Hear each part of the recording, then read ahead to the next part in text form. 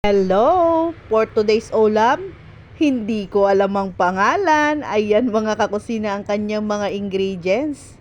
Kung ano lang kasi ang nakita ko sa rep, yun na ang aking lulutuing pang pananghalian. Eto nga at nagprito na ako ng tofu.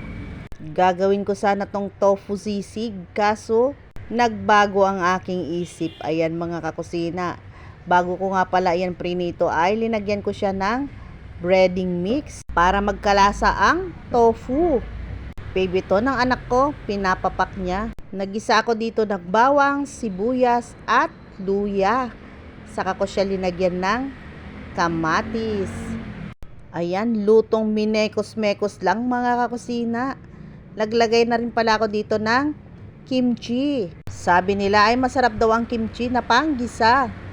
Ayan, kaya hinaluan ko yung aking ginigis sa mga kakusina. Ayan, halo-halo lang ng ayos, imekos-mekos, and then saka ako maglalagay ng tubig. Ang linagay kong tubig dito mga kakusina ay yung mainit na para mabilis ang kulo.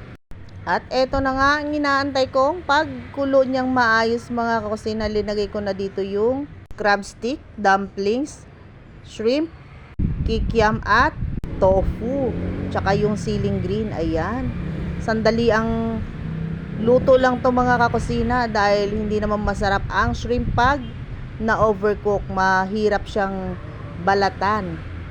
Ayan mga kakusina, for the first time ako nagluto ng ganto at super duper sarap pala, kaya I'm sure na mauulit at mauulit kong magluto ng ganto.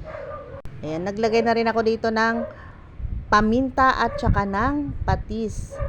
At syempre, pautay-utay lang sa paglalagay ng pampaalat. Mahirap nang itimpla yan. Mas maiging kulang sa alat kesa sa sumobra sa alat. Ayan mga kakusina. Tatanggalin ko lang itong mga bula-bula niya nasa ibabaw. Pero luto na yan mga kakusina. Ayan, kung nandito lang kayo sa aking tabi, maaamoy nyo kung gaano kasarap. Nakakagutom.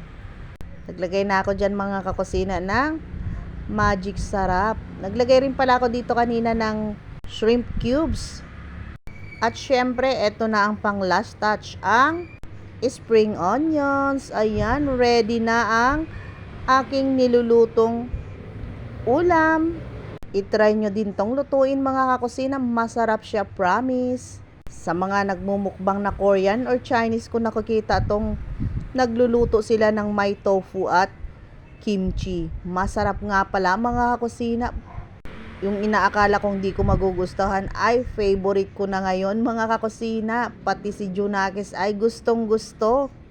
Sabi nga niya ay magluto daw ulit ako dito pag pumunta yung mga classmate niya or mga kaibigan niya. Okay kako, ayan mga kakusina, ready nang kumain. Mas masarap kasing kumain pag mainit pa ang sabaw na ating hihigupin. Sa mga ready nang kumain dyan, tara po mga kakusina, sabay-sabay na po tayong kumain. Maraming salamat sa inyo lahat sa patuloy niyong pagmamahal at pagsuporta sa akin. Sana hindi kayo manawa sa panonood ng aking mga videos. Ganon din ang aking gagawin sa mga videos nyo mga kakusina. Papanoorin ko yan ng buo. Ayan, thank you so much.